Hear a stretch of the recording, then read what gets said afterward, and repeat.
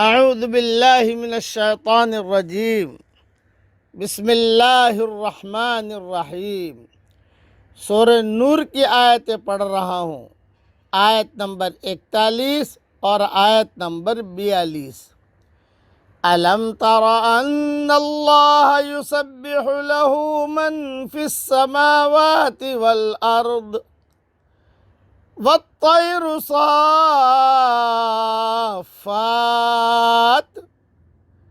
کیا آپ نے نہیں دیکھا کہ اللہ کی پاکی بیان کرتے ہیں جو آسمانوں اور زمین میں ہیں اور چڑیا بھی پر کو پھیلائے ہوئے۔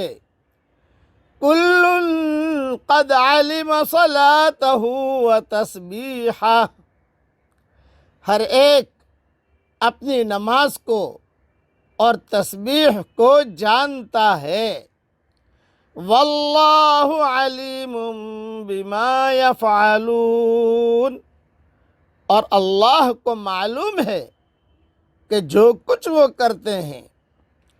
وَلِلَّهِ مُلْكُ السَّمَاوَاتِ وَالْأَرْضِ وَإِلَى اللَّهِ الْمَصِيرُ، اور اللہ ہی کی حکومت ہے آسمانوں اور زمین میں، اور اللہ ہی کی طرف ہے سب کی واپسی۔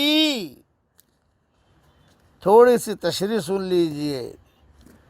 پرندے تمام حیوانات میں ایک نہایت ممتاز مخلوق ہیں جو اللہ کی قدرت کاملہ سے آسمان اور زمین کے درمیان فضا میں اڑتے ہوئے اللہ کی تسبیح کرتی رہتی ہیں۔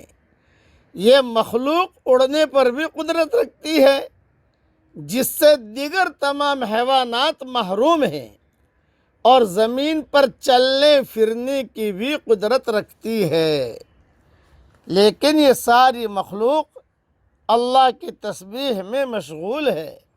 آپ کے گھر کے سامنے کبوتر ہے، آپ کے گھر کے سامنے چڑیا ہے، آپ کے گھر کے سامنے پرندے آپ دیکھ رہے ہیں فضاؤں میں، یہ سارے کے سارے اللہ کی تسبیح میں مشغول ہیں۔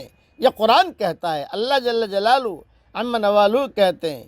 یہ گویا کہ اشارہ ہے کہ ساری مخلوق، سارے جانور، سارے پرندے یہ اللہ تعالیٰ کی تسبیح میں مشغول ہیں۔ یہ تو صرف اشارہ کیا پرندوں کا، اس سے مراد ہر قسم کی مخلوق بھی ہے۔ سانپ بھی اللہ کی تسبیح بیان کرتا ہے، مچھلیاں بھی اللہ کی تسبیح بیان کرتی ہیں، اور اسی طریقے سے پہاڑ بھی اللہ کی تسبیح بیان کرتے ہیں۔ ایک جنات اور انسان ہی ہے کہ جو اللہ نے شعور دیا ہے پھر بھی اللہ کی تسبیح بیان نہیں کرتے۔ اس لیے ہمیں اللہ جل جلالہ عم نوالہ کی تسبیح بیان کرنی چاہیے۔ اسی لیے کہا کہ یعنی اہل زمین اور اہل آسمان جس طرح اللہ کی اطاعت اور اس کی تسبیح کرتے ہیں سب اس کے علم میں ہے۔ یہ گویا انسانوں اور جناتوں کو تنبیہ ہے کہ تمہیں اللہ نے شعور اور ارادے کی آزادی دی ہے، تو تمہیں تو دوسری مخلوقات سے زیادہ اللہ کی تسبیح اور اس کی اطاعت کرنی چاہیے۔ لیکن معاملہ اس کے برعکس ہے، دیگر مخلوقات تو تسبیح الہی میں مصروف ہیں، لیکن شعور اور ارادہ جو اللہ تعالیٰ نے ہمیں دیا ہے ہم اس میں کوتاہی کرتے ہیں، اور انسان اور جنات انسان کی اللہ تعالیٰ کی تسبیح بیان کرنے سے بہت غافل رہتے ہیں، حالانکہ ان کو زیادہ کرنا چاہیے۔ اس لیے خوب اللہ کی بڑائی بیان کیجئے، اللہ کی تسبیح بیان کیجئے۔ اب پڑھ لیجئے اللہ کی تسبیح۔ سبحان اللہ و بحمدہ عدد خلقہ